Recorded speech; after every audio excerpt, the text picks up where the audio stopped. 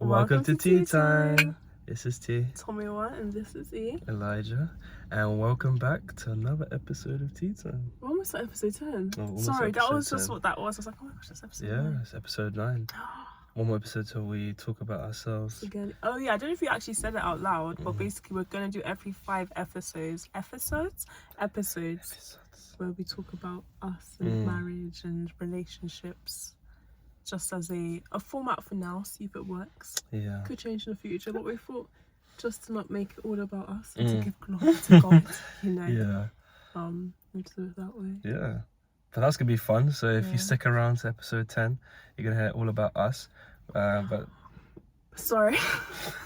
If anyone knows someone, she always does these dramatic gasps. And really, they don't need to be as dramatic as they It's are. not that dramatic. I was just going to say, should we do like a Q&A and ask people what they want to ask about us? Yeah, we could do that. I think that's a good idea. I was just about to ask if you guys have anything that you want for us to talk about in episode 10, then let us know. But Tom has already picked me to the post in saying that, we'll put a Q&A out to see what people want us to talk about. But we're not there yet. So today is episode 9. And if you haven't already, grab yourself a tea. What are we drinking today, Elijah? We're drinking the chai masala tea. Oh no, see. Oh. You can't say chai masala tea. Because chai means tea. Yeah. So I've just said chai masala. That's a tea masala tea. Yeah, you said tea masala tea. Masala tea. I'm sorry. We're cultured over here, Elijah. I'm sorry. We're drinking chai masala. It's very nice chai masala. Yes, and I'm drinking it with milk. Why did you say so quickly? I'm pretty sure this tea you can. Yeah, I know you can, but I feel like I'm getting so much stick milk for my tea habits. So I'm saying I'm drinking the tea for sticking up for me because she's my friend. There's people. By people, I mean you. Yeah, you're telling me I should drink my tea. But anyways, grab yourself a tea. We are actually drinking tea today, because it's gone back to that cold, lovely British weather.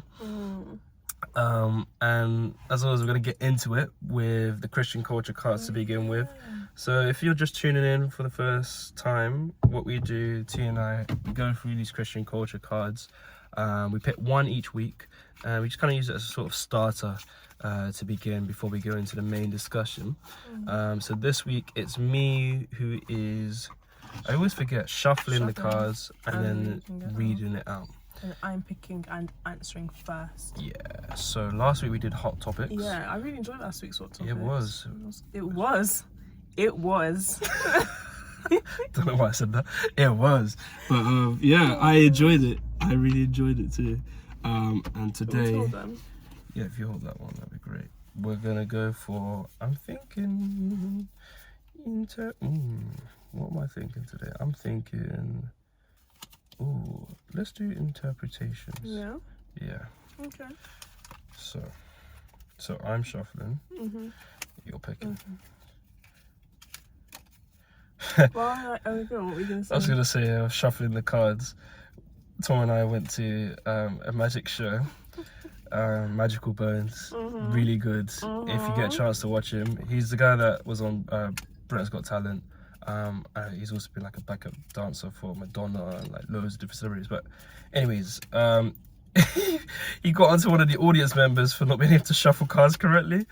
And Tom and I were joking about the fact that if he was to ask us, it'd probably be the same thing. Literally send us off stage or something. Yeah, so Magical Bones, if you're watching. We can't shuffle cards. He was so good, like honestly, if you get a chance to go and see him, please, he is, like, Elijah was just going, how? It's like a kid in the audience. How? Oh, it is. Okay, what am I going to go for? Alright. So. This one's calling me. Alright. Okay. So, today's interpretation question, which says, let's discuss, why do you think God sometimes lets bad things happen? What was I talking to my friend about yesterday? In terms of... So I had a revelation the other day of... it might not be revelation. To me, it was revelation. And it's my interpretation of to quote that question, why God lets bad things happen. I don't know why I said that. Let's But bad let's- things happen. Yep. So I don't know why I was thinking about it, but I was just in the car. Someone else was driving. I was just thinking about bad things happening and how we were like, oh, God decides this and the other. And then I was just like, as much as God is all powerful and he knows our future and he holds our futures and everything, God isn't evil or bad. No. And as Christians, we have a fundamental understanding of that there's no evilness to God. God is the most righteous person. And so I cannot tell you why I went down this loophole of thought, but I was just thinking of the fact that as Christians, should we be saying God allows bad things to happen? Yeah. Or why did God let this happen when we also say he isn't bad? And it led me to think about the fact that as Christians, we should also know that earth isn't heaven. Yeah. And as much as God is all powerful, the dynamics of things at the moment is that the devil is the prince of the earth, right? Yeah. He rules. This is his domain. Meaning it's not that God lets bad things happen, but God intercedes to let good things happen. Because the earth, as it is now, isn't necessarily good by nature because it's been corrupted. Okay. So my way of looking at things now is that I don't think God allows bad things to happen. We, number one, need to take accountability for bad things happening. And we also need to put blame. And I think maybe this is a trick the devil has accomplished in us getting angry at God when it's him behind these things. So I'm looking down because I'm kind of like trying to make sure I say things in a way that makes sense. Because anyone has a right to this, be like, no cap, it's God. But it's just a case of, my thing is, we understand that we have a battle between spirit and flesh. And the flesh is where our sin resides, and the flesh is weak, and that's what the devil's going to attack. He can't attack our spirit. He can attack our flesh. Because our flesh is separate from God, in a sense. In terms of if we give into the needs and wants of the flesh, we're getting further and further away from God. So if we can understand that our badness separates us from God, how can we think that God ordains necessary bad things happen? Even in the Bible, when we look at the book of, remind me his name. Job. Is it Job? Yeah, it's Job. Yeah. It is Job. It wasn't that God was like, fine, go ahead. But who was it that caused the bad things to happen? It wasn't God who said, yeah, give him this and other. The devil came down, killed off his family, killed off all his livestock, all of that, gave him leprosy. It wasn't God that caused the bad things to happen. I know the question says allows bad things to happen, but it is because God has authority over everything, but because of the fall of man, the devil is who rules over. He's got the authority over earth, and God intercedes, as we saw in that story, in that in Job's life, that God interceded and gave him. So he went through all of that, but he had a faith in God, and God came and interceded and stopped it from happening. So I think it's a case of, it's a tough one. I wouldn't say God is to blame, and I think it's very interesting actually they phrase in the way that, why does he allow bad things to happen? And I think it's because his spirit doesn't, it's like it said in the Bible that he had to be away from Adam and Eve because their spirit was not with them anymore. Or like they separated themselves from God. We're separate from God now. We have our own free will. We decide whether we listen to good or bad. And because there's so many humans who don't have that connection with the spirit, it means bad things naturally happen. God allows bad things to happen, per se, to summarize, because he's given us free will. And our free will is going to impact. It's like that thing we said about, you don't know how your sin is going to impact other people. Someone else's sin is impacting other people's lives, essentially. And God is just watching. He's watching over us, and he's there for us, ready to say, okay, my children are going to need to come to me, so it's for us to go to him and be like, I need you to intercede, or I need you to give me patience or foresight, because there are going to be things we go through that are kind of like, why is this happening? God will see the bigger picture and he'll understand this is what the devil's doing right now, but this is happening because also of other things that we can't see happening. But he's going to intervene in a way that we can only give glory to God, essentially. It's a complex one. It is a That's really me. complex one. So I've kind of changed my perspective in terms of like, God isn't ordaining it and I can't blame God. But I'm in a place of now like, okay, I can understand that there's the thing that came into my mind is that God has plans for good and not of evil. God has plans to prosper us, not to kind of see us fall. So for me, it's kind of like, it's not that he allows bad things to happen, but bad things may happen on our way to great things happening. I see what you mean. I really like the way you said that as well, because I would agree. God doesn't allow or make bad things happen, but he also can intervene to ensure that goodness does prevail. And I think that's the key message for me, is knowing that God in his character is unable to do bad things. And we as humans, not just because I don't want to go on to your point, because I think you've said that really well, but we as humans, our perception of what goodness and badness is different to what God sees. And for those that don't know, God, or the God of what's called the classical theism, is the God who is all-seeing, all-knowing, transcendent, all-powerful, and so on and so on. So what we may perceive as necessarily bad in our eyes isn't the same in God's eyes necessarily. So the way I see it is, God sees the bigger picture, things beyond time and space. So in our realities where we perceive something as bad, is it actually bad? Or is it a sense where God is building us up? Is there a trial or tribulation that we go through that is perceived by us as bad, but in its entirety, good? And I think that's what we learn from Job, especially, knowing that though if in isolation we looked at the things that happened to him, we'd all agree they were really bad things.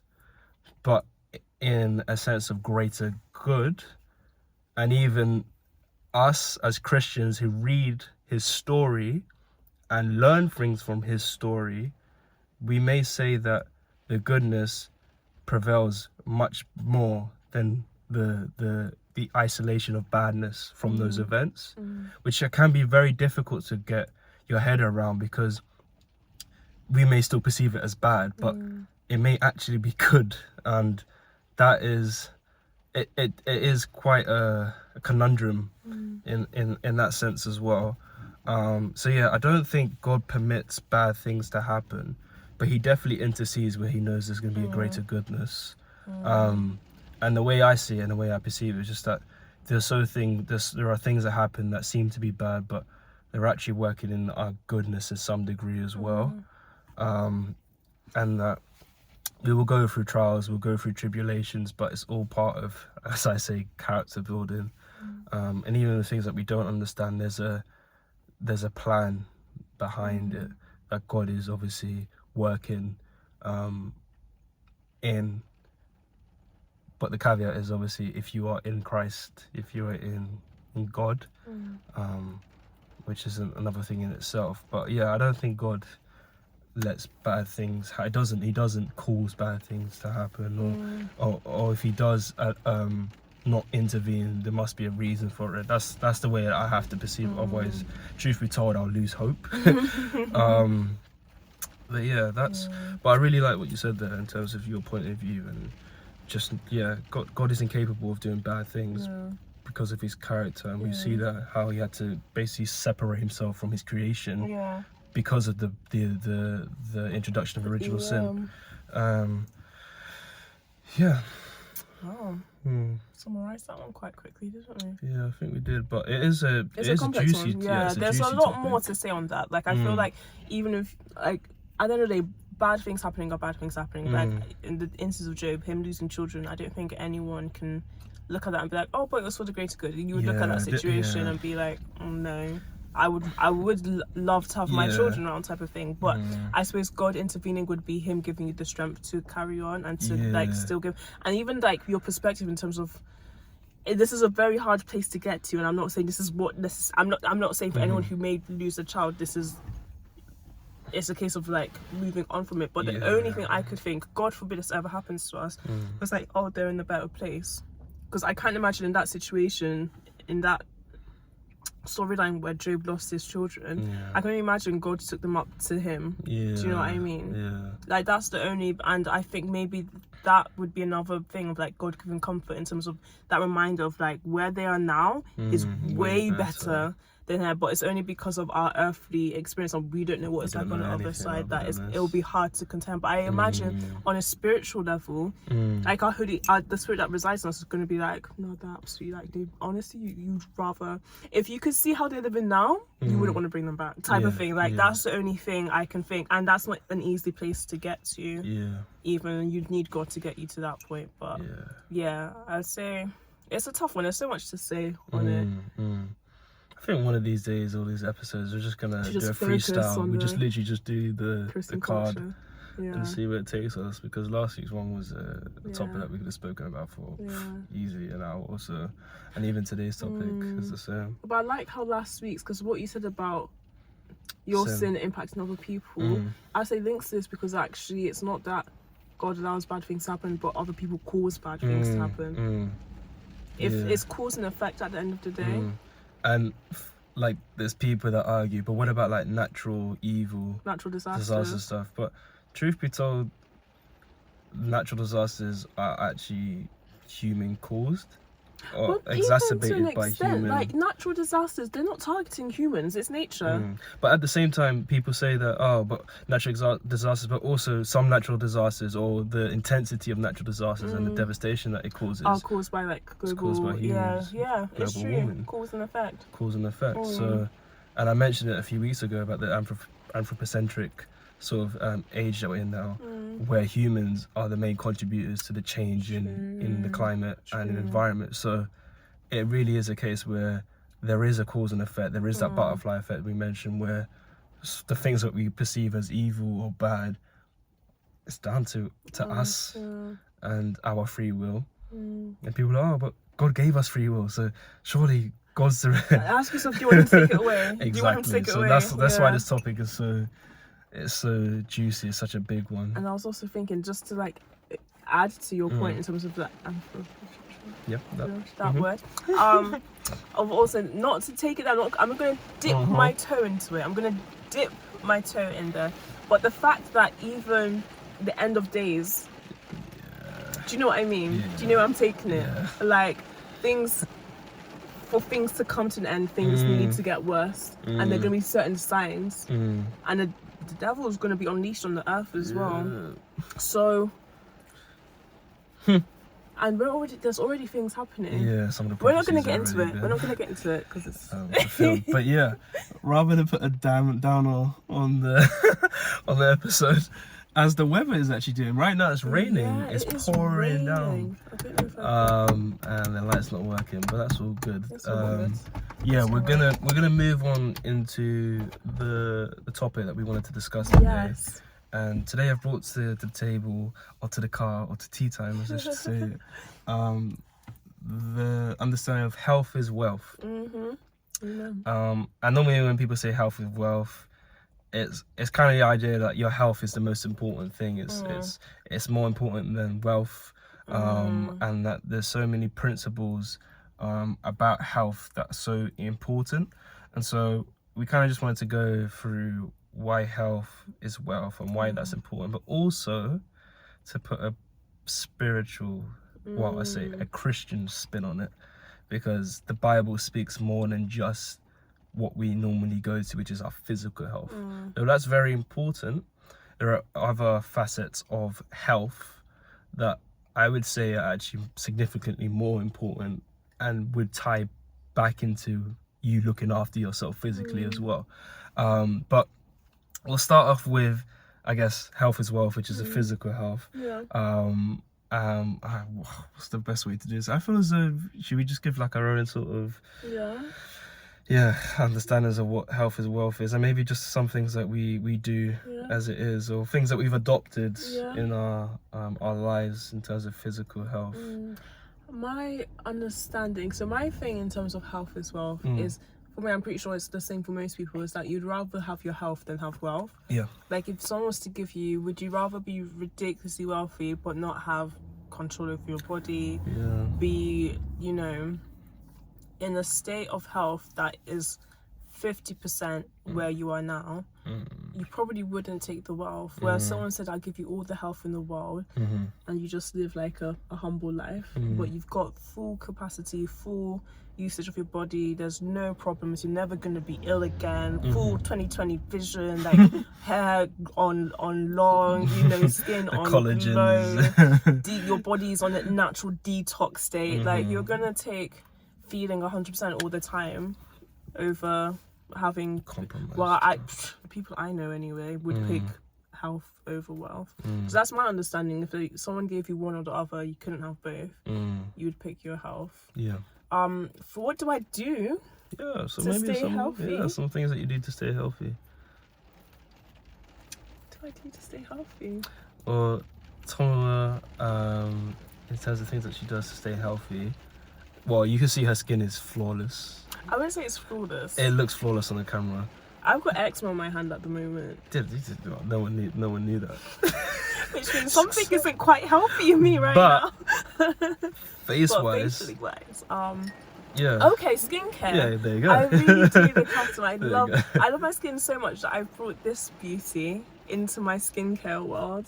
He's probably more of a skincare buff than me now. Literally, with the hyaluronic acid, the retinol, the niacinamide.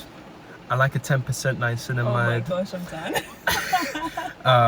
After I put my serum on, I've got my the toner. Yeah, sorry. I got my toner, I got my serum, then I put my face cream on.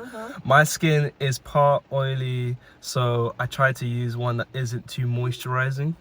Look at him knowing his skin And type. if I'm feeling really fancy, I might use an LED light. Oh, we do have an LED mask outstairs, Yeah, so and then obviously the other stuff for like facials, like beard oils and, you know, jojoba oils and argan oil. I don't want to go all the way into all the details. I'm so tired. But thanks to Toma, You're so bougie with it. I'm well versed in the world of skincare. Oh my gosh, yeah. I suppose externally I definitely take care. But it's health is how I present. I like to present as healthy at least. So I always have my nails done. I don't know when I started it, but I became that girl who's like 3-4 weeks nails done. Skincare. My hair's like, it's just growing out. It's growing out. So someone was blonde. I was like blonde, low cut. The reason I'm growing it out at the moment rather than just like doing anything with it is because I want to have braids for my birthday, and because it's so short, I'm trying to make sure it's long enough to have long braids. I want long braids. But yeah, so skincare. Big on skincare. Semi big on working out. I'm Elijah's opposite to me. If I'm really tired, I know gym buffs are like, mind over matter. No. My body's telling me I need to go relax. I cannot be bothered. No.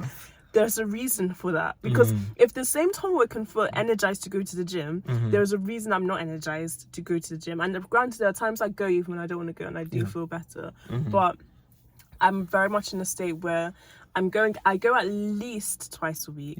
I'm taking full advantage of the fact my body is in a phase of life where I do not need to go regularly to look healthy.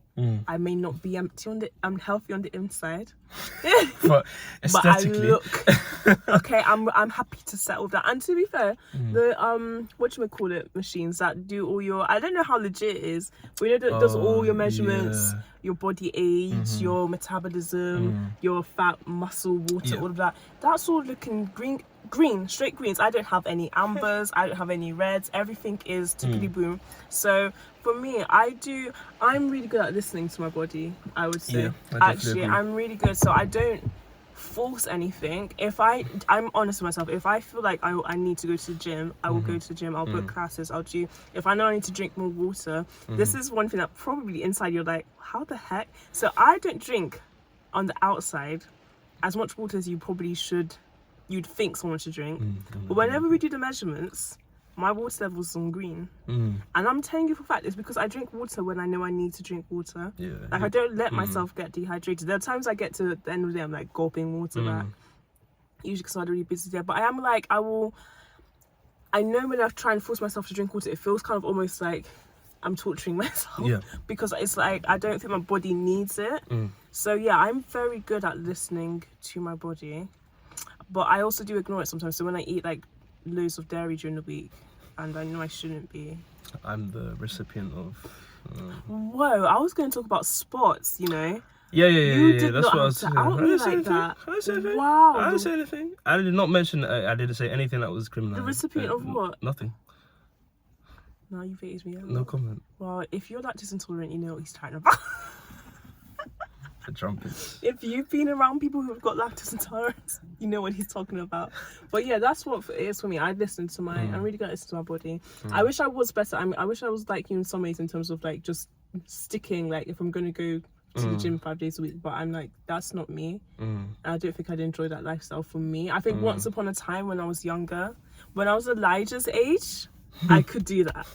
Now, but we have different lifestyles during the working day because you're out at work, so you're gonna be on your feet. I've been walking up and down. Like, so that's true. Obviously, you got to drive to work, drive back, those sort of things. So oh my gosh, so hard. there's loads of different things that probably factor into the reason why you're tireder. More tiresome. You? What do you do to like? What's your health as well? I'm big on like being active where I can. So I'm the type of person, if there's the escalator, I'll take the stairs. Or if I want to go somewhere, I'll more likely walk to that place. Or definitely go to the gym. I'd say at least 4 times a week. Or if I'm not going to the gym, on top of football. Yeah, that's what I was gonna say. Or if I'm not going at least 4 times a week, I'm kind of supplementing it with other things like football, especially, or going for a run, or just things like that. And to begin with, when I first started gym, it was very much for superficial reasons. One of the aesthetic of big arms, big chest, strong legs, 6-pack, all that stuff. But as I've grown into my fitness journey, it's very much just a case where I just want to make sure my body is able to do the things that I want to do. So I'm playing football competitively, and for anyone that plays football competitively, it's a lot of muscular endurance, a lot of stamina, and making sure that your body is able to be mobile and flexible. So a lot of my sort of health is wealth routine is just making sure that I'm able to do that. So I'm not so focused on the gym per se, but just making sure that I can do the 90 minutes on a football field. And then aside from that, making sure I'm eating the right foods. And I'll put my hands up and say that when I was again starting my journey, I was very hung up on like calorie counting and making sure I'm hitting my macros. Yeah. And it used to drive me crazy. Yeah, just like protein. Right, I was literally like, guys, chill. I need to get 256 grams of protein, like ridiculous amounts of protein. Your meals did not used to be fun. No, oh my gosh. I didn't eat for enjoyment. No, I ate for just. You'd like mix, so you'd put mixed veg and everything. And do you know what used to remind me of? School dinners. I'd be like, this isn't enjoyable. This is literally like a step up from prison. Yeah, pretty much. But I've definitely become more lenient. Don't get me wrong, I'm still intentional with what I eat. Which is good. But at the same time, I'm definitely more lenient. And I think I've given my body an understanding of what it needs or what it doesn't need. And someone will be my witness. There'll be times where I eat something and my body's like, Yeah, actually, your body is sensitive. Like, your Yeah. body is actually bougie. Yeah. It is stush. Like, it does not like certain things going in. Yeah. And it's like, I rebuke it Literally. within an hour.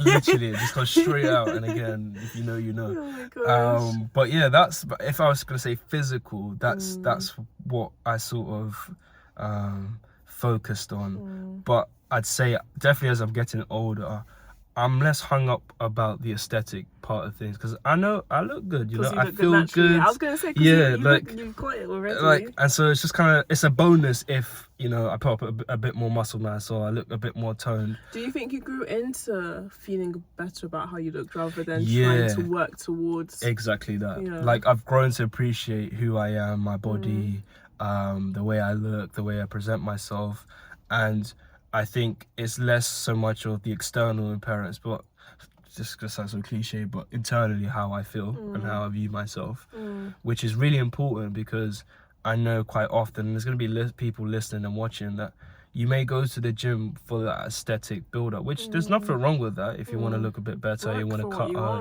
cut a few pounds or put on mass and stuff like that. But I know for sure from my own struggles, and I'm pretty sure Tom will say the same, that, you know, that when you're chasing that aesthetic, it's an ever moving goalpost, because you're always trying to find the next thing, or, you know, I want to make sure my tricep has this certain sort of head on it and stuff like that. So it's kind of like, just appreciate just going and having the ability to use your body and do things that having your health even literally. If you don't have your full health, just appreciating what your body does do for you. Do you know what stopped me from chasing certain body images? I couldn't be bothered. And truth be told, it's real. I was just like, it's real. My body is not meant to look like that, and I'm struggling to get to this point, and my body is fine. Like, that's what led me. I was like, do you know what, my body's even that bad, I'm gonna just I couldn't be bothered, honestly, breaking my, like, and also that's expensive. No, guys, honestly, you remember that time I tried to do upper body? Because there's a specific, there's a way I want to, guys, if you ever watch Popeye the Sailor Man, Elijah's my witness. I overdid it with upper body. One thing I always joke about, which isn't a joke, is how little upper body strength I have. And I really went for it one day. I was like, I'm going to start this journey. I'm going to, like, you know, bulk up my arms a little bit. So I bulked it up for about a week. But because I couldn't straighten them, because literally my biceps, and I'm not exaggerating. So obviously, yes, you can see they're not that big. But they came up to, if you're listening on Spotify, just imagine like some little sweet potatoes on top of my arms. That's the shape. Little sweet potatoes. That is the shape. For those watching on YouTube, they literally came up to about here from where I'd ripped the muscle basically, and they'd swollen, and I couldn't straighten my arms out because I'd mashed them up, honestly. So I was like, do you know what? Maybe that's a sign to. As long as I have my health, I'm okay. I'm all good. But it's definitely, it's an interesting one, because, you know, like, I think there is a fine line, because in going to the gym, you obviously, there's a certain aesthetic that you're trying to, or you're aspiring to get, but that shouldn't, and even just a case of fitness, that shouldn't be the reason. Because, and I think this has been said to me as well, like, often the people that go to the gym the most are the most insecure. Like, if you're going like twice a day, every single day, regularly, like, you live in the gym. What are you trying to? What are you running from? What are you working? What are you working towards? Like, what are you training for? Unless you're an athlete, or you're aspiring athlete or something like that, then fair enough. But then, even then, you notice with athletes, it's not about the aesthetic. It's about the functionality of your body. It's competitiveness. It's the competitive fine balance. Those 1% integers. So it's an intriguing one. And also, like, as Tom was just saying as well, like, certain aesthetics that you may be aspiring to get, it can be really expensive. And I know there's loads of things out there that be like, buy this and do that and get this supplement there, and all these other things that may lead you even to actually compromising your health. So, you know, like, as an extreme, like steroids, or you know, taking things that make you have a certain appearance but actually is compromising your health in the inside. But yeah, it's the health is well sort of discussion. There's a balance to it. just like too much wealth is kind of like Can be a bad like just like you chasing money all the time. Your main focus is just chasing money. That means you're not focused. There's going to be other areas you're not focused on. And I think that's the same with health in terms of like, as good as it is to make sure you stay healthy and look after your body, if you make that the absolute top priority of your life, what are you compromising on? What are the other areas in your life that you could also pay more attention to? Like instead of being at the gym twice a day or 3 times a day, what is there not a relationship you can develop? Is there not another skill you can develop? Is there not some self-reflection you can do? Is there not like, what are you distracting yourself from that the gym is your second home, or your health is what's on your mind all the time? Like, what are you scared of? You know? And that leads us on to the good word, because the Bible... You guys were thinking like, how are they gonna segue this in? Well, don't you worry about that, sweetheart. We're gonna segue into the Bible, because there are a few scriptures that talk about health is wealth in that context. And the one that I'm sure many of you are familiar with is the understanding that the body is a temple, and as such we should treat it that way. And that is referenced in Corinthians. I can't remember the specific verse, but it's definitely Corinthians. And just as I was saying that, it's gonna make sense when I talk about it. But the body is a temple, and you know, if you were to think of a temple, you think it was a holy sort of place where you should respect it. And so essentially the verse is saying that you should respect your body in the same way. Making sure that, you know, I don't know, you're giving it the right things, you're feeding it the right things, you're giving it rest, you know, you're presenting it well, you go doing things to increase or benefit yourself physically. You said treat with respect. But just as I was literally saying the verse, the thing that came to mind is that with a temple, there are loads and there's different parts of a temple, right? And as such, physical health is just one facet of, if we want to think of it in that analogy, of that temple. And there are loads of different sort of healths that need to be accounted for, which we're going to go through in a second. But it's just as it says in the Bible. Just remember that your body is it's a sacred thing, and the sacredness of it has been given to you or granted to you by God. And so there is another verse as well that says, I don't know if it is, maybe it's an extension of Corinthians, but it also says that, you know, the body is a temple. Don't you know that your bodies was bought at a high price? Basically. We're definitely paraphrasing that a little bit, but how our bodies are not our own because they were paid for a high price. That high price obviously being Jesus dying on the cross for us. But because of that price that's been paid, we need to treat it as such. Like, it's the most priceless thing ever. You can't treat it anyhow, and you can't treat it as if, obviously you've got full control of it, but it belongs to someone much higher than us, which is why we need to treat it with respect. And just like, think of a temple, think of a sacred place, and there are people like, and I think it's amazing that this is how God tells us to treat our body. The respect at which people approach temples or any holy place is the same way God wants you to treat your own body. Do you know how highly God is saying you need to think of yourself to treat yourself with the same sacredness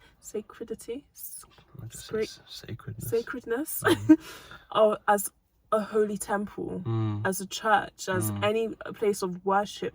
And you see how people look after it. Like, what some of the most beautiful buildings in any society are the religious buildings. The most beautiful ones, the most held in awe buildings are the ones that are considered sacred or holy. That is what God compares our bodies to. And you see it in and out society. That is not how people treat their own bodies. He doesn't talk about you need to look like this, you need to have flawless skin, you need to have long hair to treat your body this way, you need to have a size 26 waist, you have to have a size whatever. He's saying your body is a temple, regardless of how it looks, regardless of what it's able to do or not do. Your body is a temple. So what are you chasing? That health is wealth, yes, but what are you trying to prove? God has already said your body is a temple. You don't need to work towards that. You just need to treat it as such. And I find that very I think, like, honestly, part of my confidence has come from realizing how sacred and how loved and how expensive I am. Like, think about it. there is not one person in this planet I would die for. Maybe my family members. Okay, so in honesty, I honestly would die for my family because I don't think I could live my life. If someone said either you die or I shoot like your family, I'd literally, I ain't living with that. Take me out. But it's kind of like a stranger. Jesus died. Like we know that God knows us, but Jesus died for people who are going to live 2,000 years later. Like he never physically met them. I'm not dying for someone that if God came and was like, oh, you need to die for this one person who's going to be born 2,000 years from now. It's up to you though. I'm not saying you have to. I'll be like, okay, cool. I'll see you tomorrow then. Like, I'm going to say my prayers. I ain't trying to die. When I say see you tomorrow, I don't mean, I'm going to be on this earth. Yeah. So I think for me, it's like I think if people really sat down and thought about it, like, really think about what it is to be considered a temple. Like God, who we understand is the most powerful, highest, most, I don't even know if you could call him a being, looked at you and said, you're a temple. Do you know what that means? No, really think about it. Do you know what it means for the most sacred authority to look at you and say you are a temple? Should be honoured, really. What? To know you can't chat to me. That's look at me anyhow. God has called me a temple, and that's how I'm meant to treat my body. So yeah, for me, I'm just kind of like, yeah, absolutely, you need to look after yourself as such as you look after the temple. However, nobody lives in the temple 24/7. I'll let you take over that. I'll let you take over that because I know you live in a temple 24/7, and so therefore, like anything, you shouldn't idolize it. And that's the key, because though you may look at a temple and think, wow, it's amazing, and you know, you go to church and you're just in awe of what's going on and everything in it. It even says in the Bible, if we want to go to Bible, that it says that the church isn't the physical building. The church is the people. The church is the congregation. It's the relationship with others. It's the fellowship. Yeah. And as such, the temple, in that respect to Corinthians and what it says, our bodies being a temple, though it's very important and it's sacred, as we've established, it shouldn't be idolized. And that's where Tom and I are talking about, what are you potentially aiming for? If you are hulking yourself out 24/7, you are calorie counting 24/7, you are doing all these things to which are compromising your relationship with others, that and with yourself on a deep level, that is potentially an indication that you are therefore idolizing your health, your physical health, that is, which in and itself is a bad thing if we really want to go there.